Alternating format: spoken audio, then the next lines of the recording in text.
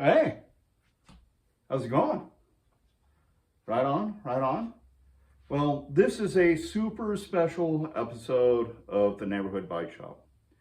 And the reason that is not only am I going to start putting together my MP Research B3 with the customized components on it, but I recently had a pretty huge addition to the parts that are going on to it.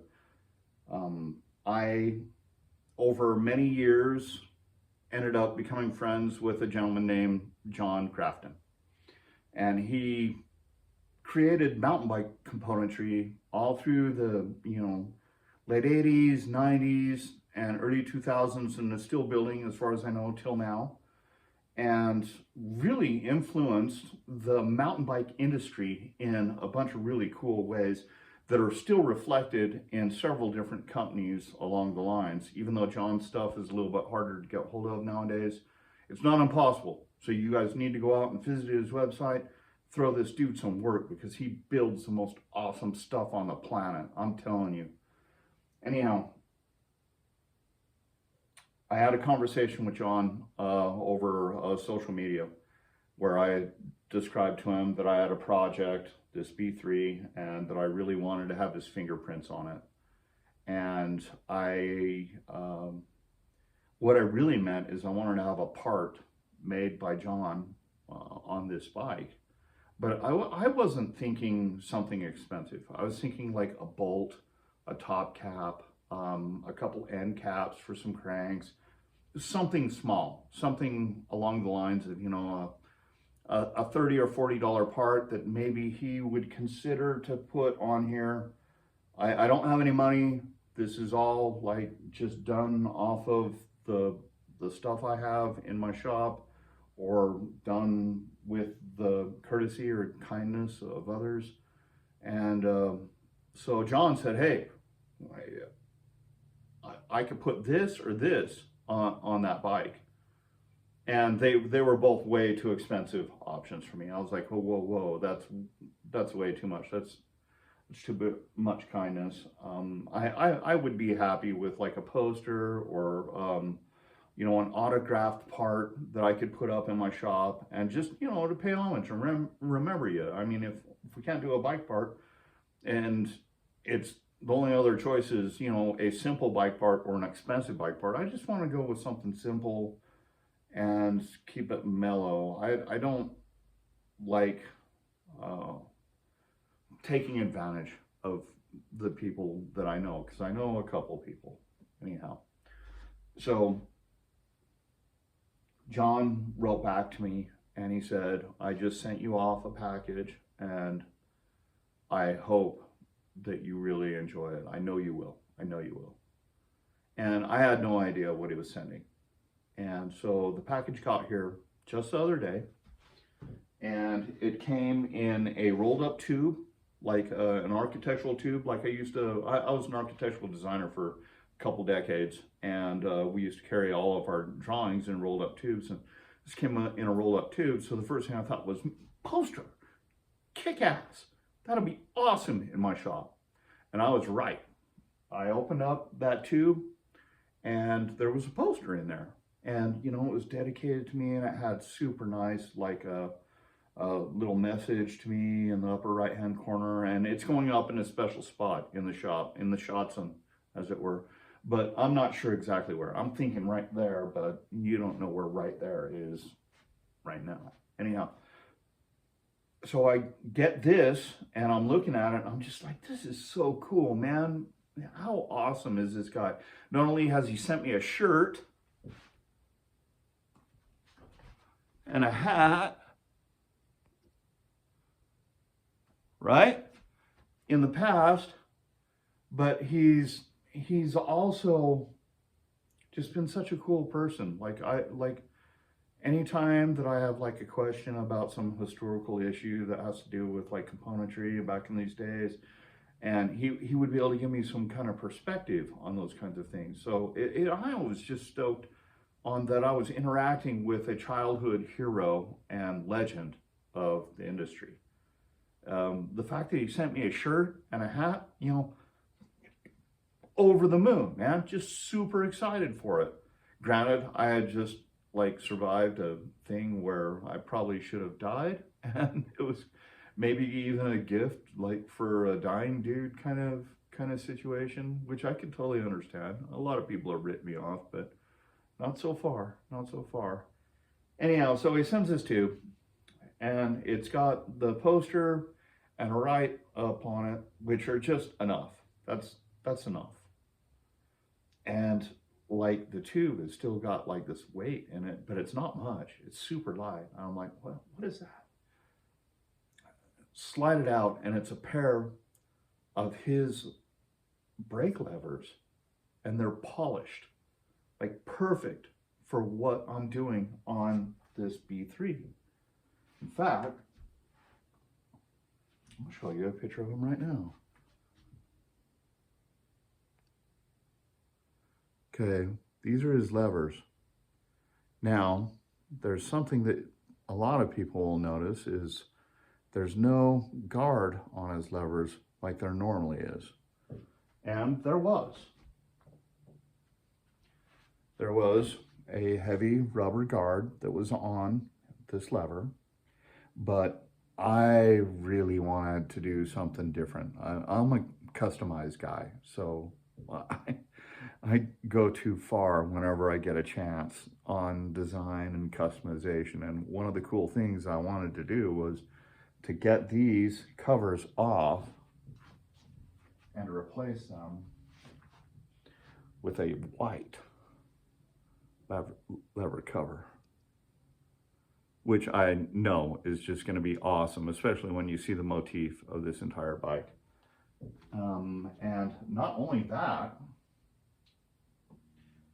but because he sent me these levers, I was using a cluster, a Dior, LX Dior cluster that was a brake shifter and a brake lever and a shift pod all in one unit. But now because the brakes calipers or the brake levers are totally separate from everything, so the shift pods have to be. So I'm stealing from one of my other kind of famous builds, Ziggy Stardust, because Ziggy has some silver Paul thummies, and I have some thummies that I want to use on there. So I pulled off these Paul thummies, and I have always wanted to remove these little black end pieces or gray end pieces, whatever they are, and replace them with something that matches what I'm doing with. But I never ever could find a way, never ever can find a way.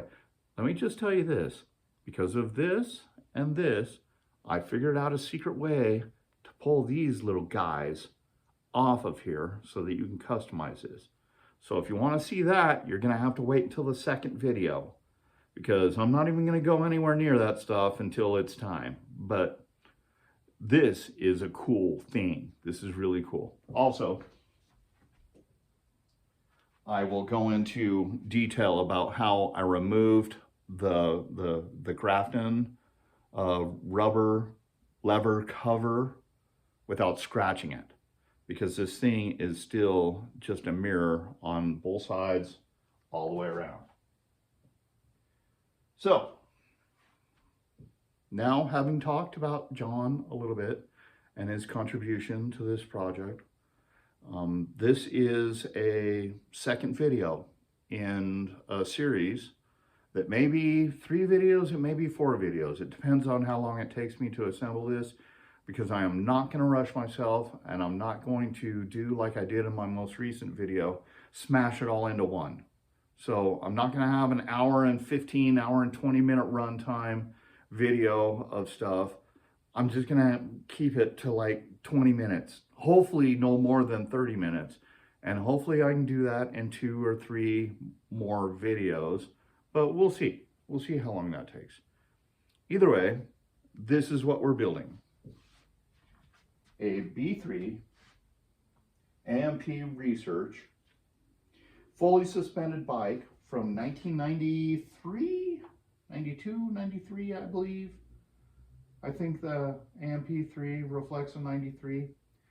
And when I first got this, I had to trade a childhood possession for it because I don't have any money. I'm trying to sell things. I'm not trying to spend money on stuff. I don't have any money to spend. I have only money that's spent on bills.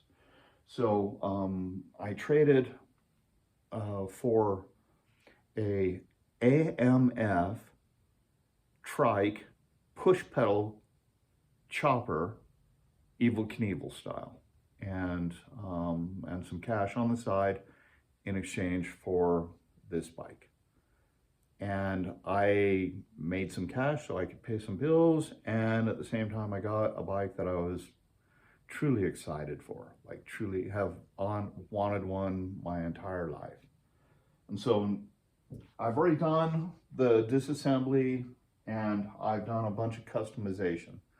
Now I want to go over with you the customization stuff that I've done so that you have an idea of what's coming up in this video and what you're going to see. This current video is going to be very straightforward. I'm going to put together very simple things: headset, front forks, bottom bracket, seat, and then hopefully stick the 2 tires on it so that we get an idea of the whole thing in a package. So that's what I'm shooting for out of this, hopefully about 30-minute video. And then on the second one, hopefully I can finish it up by going in and doing all the customization little things that I'm doing and wire it up and get it working right completely in 2. But if I can't do that, I'm not going to rush it. It may become, another Hobbit or, Lord of the Rings type situation where you have a couple that you have to sit through. I'm just kidding. Hopefully that you enjoy these, and I'm sorry about last one being so long. No bike video should be an hour and 15 minutes long. Stupid. Anyhow, so enough of this, and I'm going to give you a quick overview of the customization approach that I was taking to this bike. So insert picture of original bike here.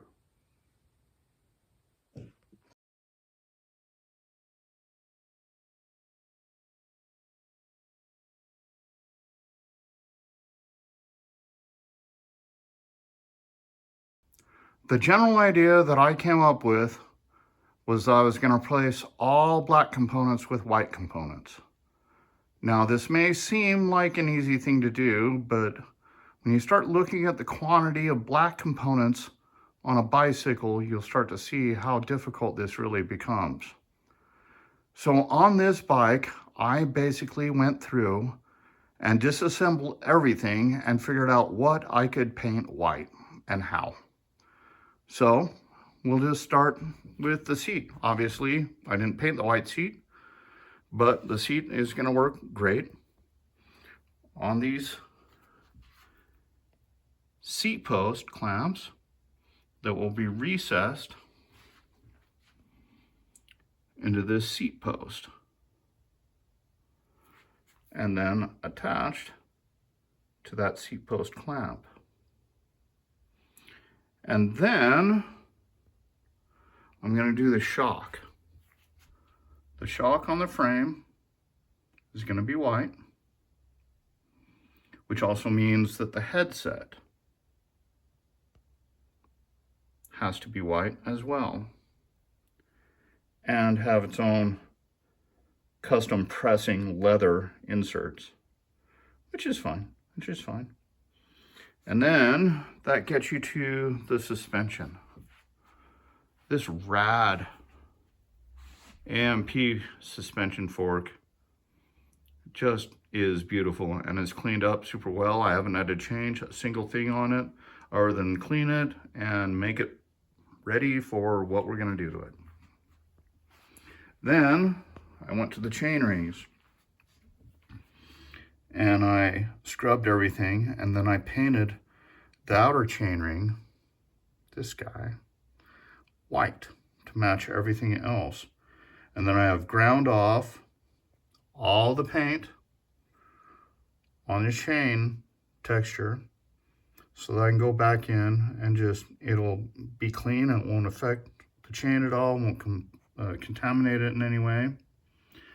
Then, of course, get that out of the way. We are putting full your XT front and rear derailleurs on there. Like I said, the white headset. And then the next fun thing that I want to cover are these pedals. These are Tioga Surefoot 6s. And what makes these really special is their greasing port. Now, that greasing port is not something that you'll see on a lot of pedals, because nowadays they want your pedals to wear out and you to just buy new ones, not to keep using the old ones. Anyhow, I pulled the cages off of those and painted them white.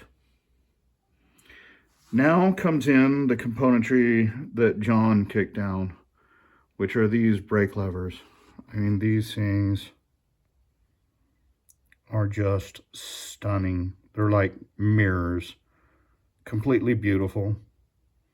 And you'll see in the second video how I removed this without scratching up this, and also how you can remove these and replace them with something different, like a different color. And other than that, I am just excited to get this entire build going forward. I have been waiting a while for this to happen, and it's time. It is time. And like I said, it may take, 2-3 videos, half hour, 20 minutes at a time to get this thing done, but I'm not going to rush it. And I'm not going to put myself through what I put myself through on the last video, which was spending 7 hours a day working on bikes, and then, another 14 hours a day editing and doing editing stuff. So this time I'm going to pace that much more reasonably.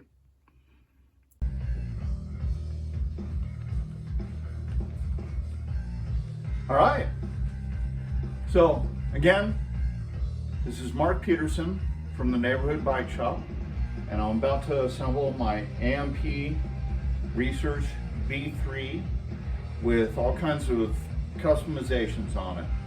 And finally, I have some licensed music in the background from my buddy Jody and the Damn Dirty Apes. So, Jody Huck. Like you guys know. Anyhow, they're badass. I love them. They're kick-ass.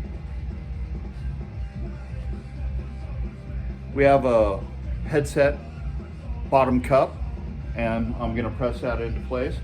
I'm also going to use leather to make sure it doesn't damage anything. So, by the way, this is the first time I'm ever using this, so I don't know how well it's going to work, but I think it's going to work pretty well. The idea is not to damage any of the paint job that goes on.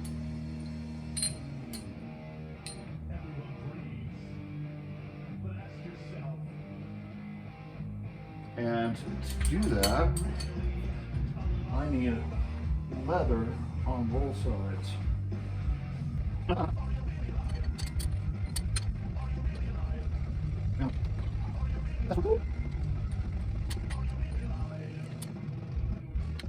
Alright. So now that I have the headset stop in the right place on the headset press,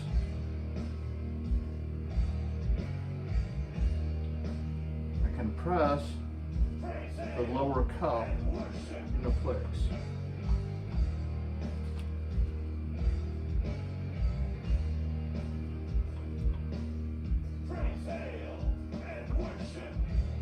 And right now I'm looking at this gap. It's right here. See whether it's tight, whether it needs to go more. Very nice. All right.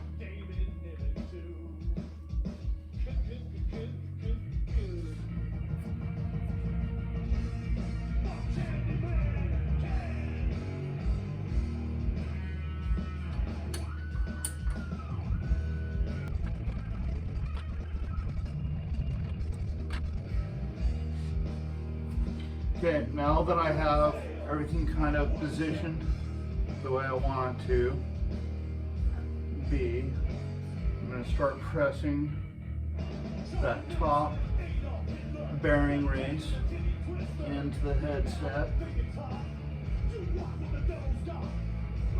And that should be good. I know that's probably got chopped up quite a bit, but it needed to be. You guys don't need to see all the little boring little bits that happen in between. All right. Sweet.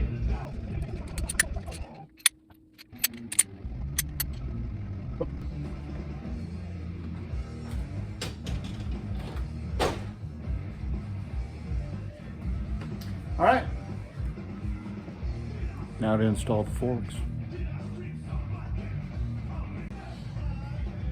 And next part is the bearings. So I'm basically repacking the grease that was in them before, but because the way these bearings are styled, it's difficult to repack them in any other way than what I'm doing right now.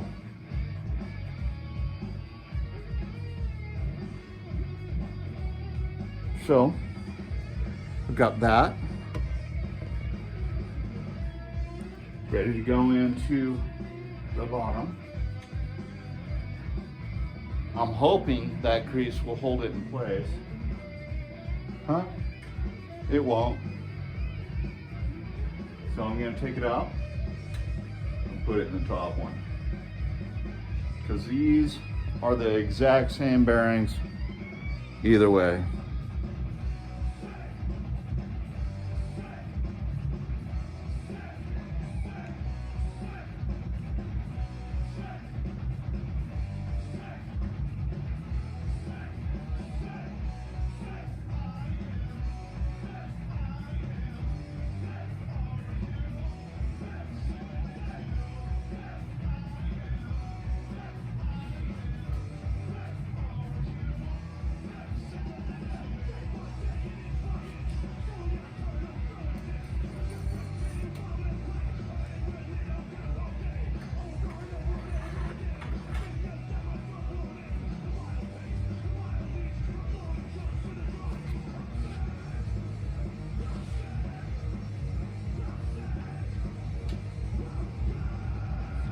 Okay, because I've painted all of this componentry, I'm being extra delicate with how it threads on, because I don't want to scratch anything. To make sure I don't damage the finish. And tighten it down just a bit.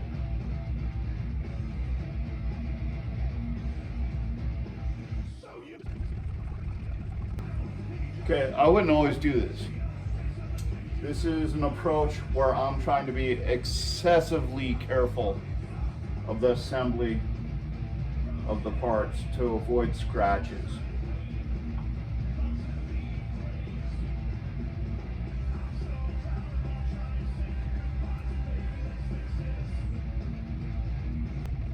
All this makes me hand title, but I know that my thumb's gonna find a little bit right where I'm at now.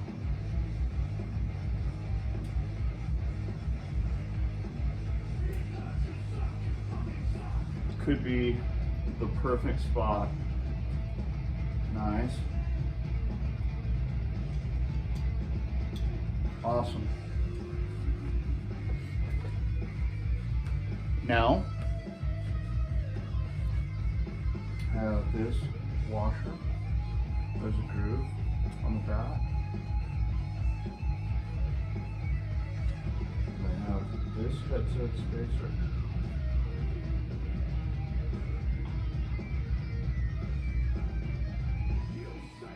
And again, to tighten it down to protect the finish of the painted nut, I am going to cover it.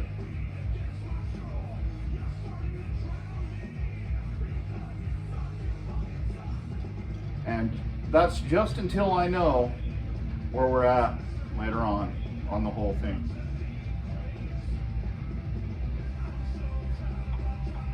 Nice. Very nice.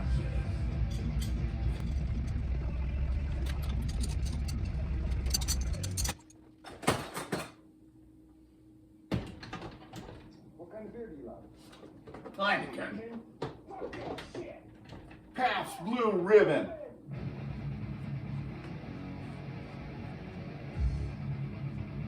Let's put the seat on. See how it looks with the seat on.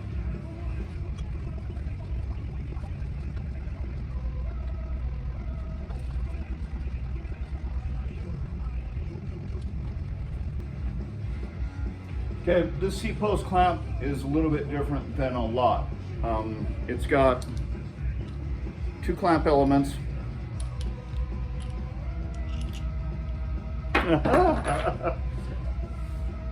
Sorry.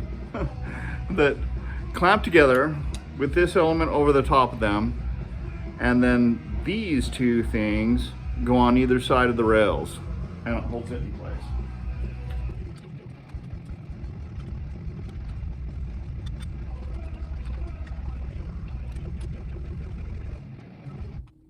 It was a pretty creative way of getting that clamp on, but I think it did the job.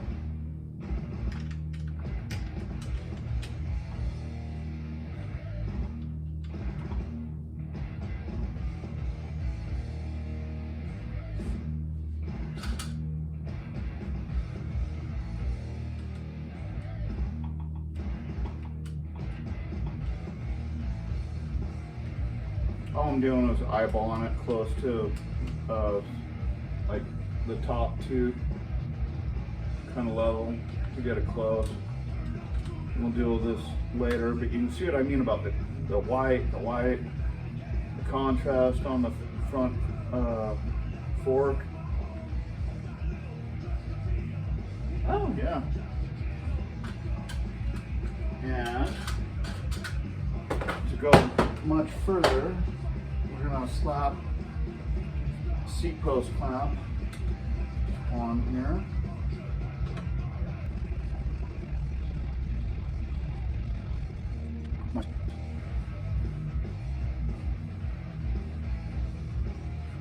Let's do the bottom bracket. Okay, now I'm getting ready to put the Teflon tape onto the other side, and it tightens this way. So I'm gonna wrap the Teflon tape clockwise when I pull this out.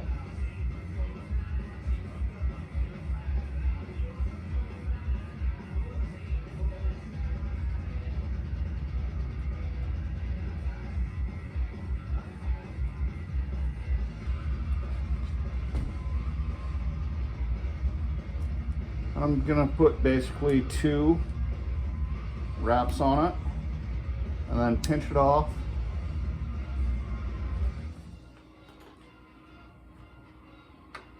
And then install it. That way when you're tightening it in, when you're turning it, it turns with the threads so it doesn't undo itself. And kind of makes sense if you think about it.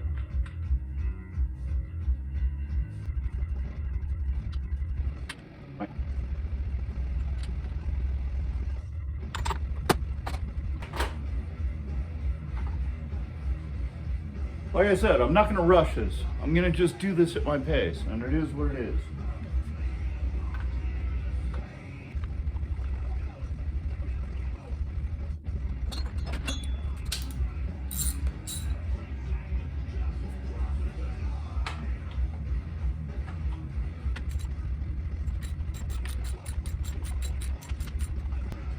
I'm going up to almost completely tight on the short cap side, and then completely setting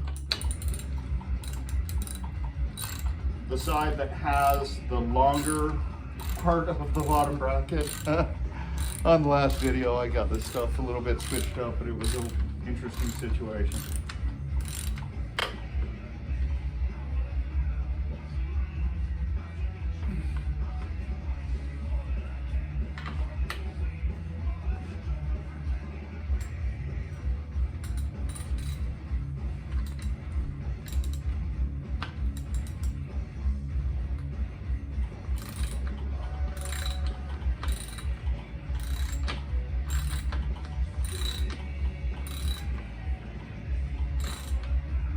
All I'm doing is trying to brace the bottom socket so I can get as much torque as I can without the whole thing slipping free on me.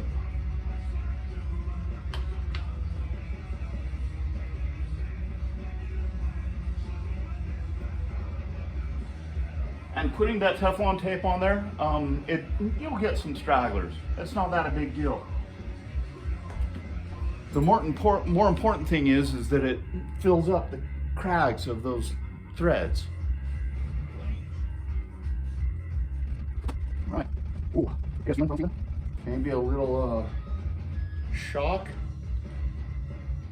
installation for the first time to really change the way that this frame looks. Get the 2 washers on either side. And of course,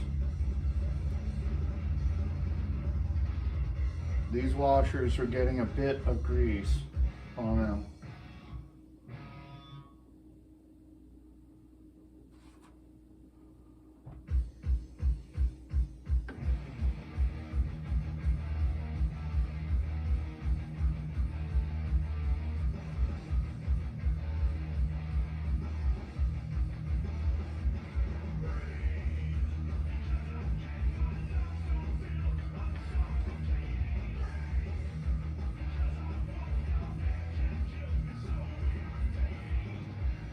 I've got to have those bushings in the right location. They cannot go in, or cannot be left out of this assembly.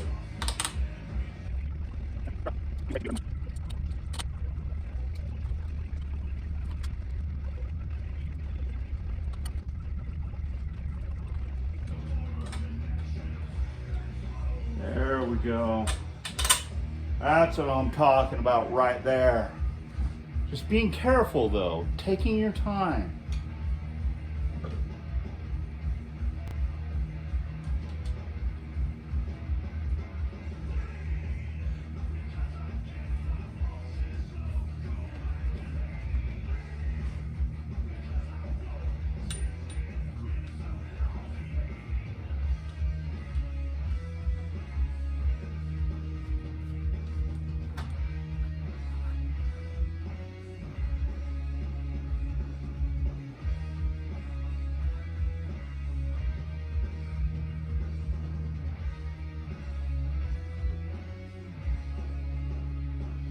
Okay. Ah, dude, that's awesome, man. That looks so awesome on there. Okay, let's slap some cranks on and see how it goes.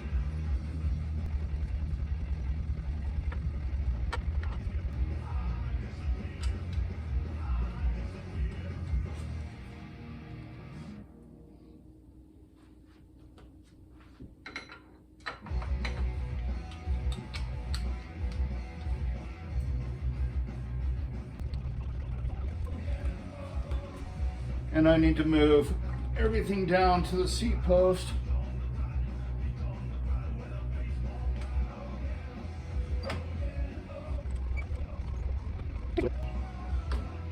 There we go.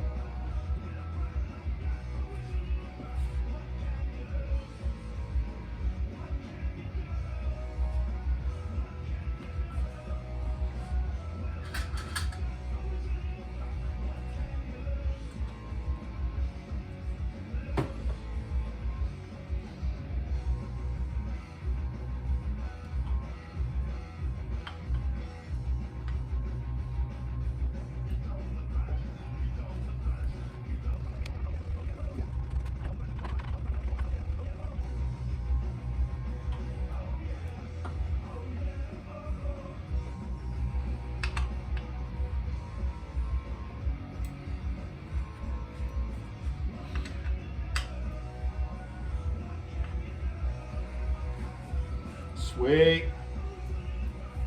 So rad.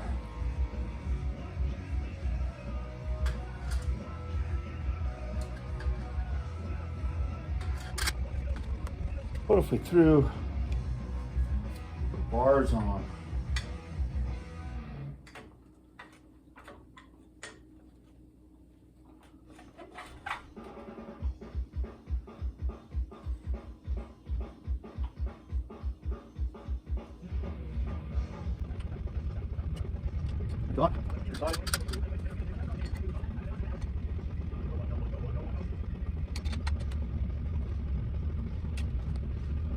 Awesome.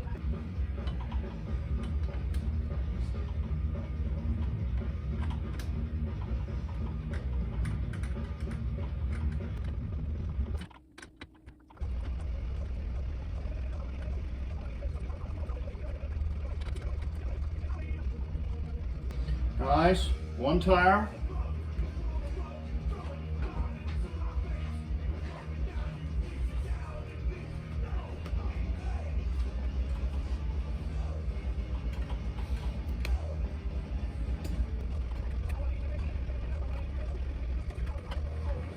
It was kind of cool, man. I was looking for the right skewers for this project, and in my collection of skewers, I ended up having a pair, and this is just crazy that this is the reality of it, but I ended up having a pair of titanium salsa polished skewers, and in other words, I couldn't have had a better pair. Sweet. That's how this looks.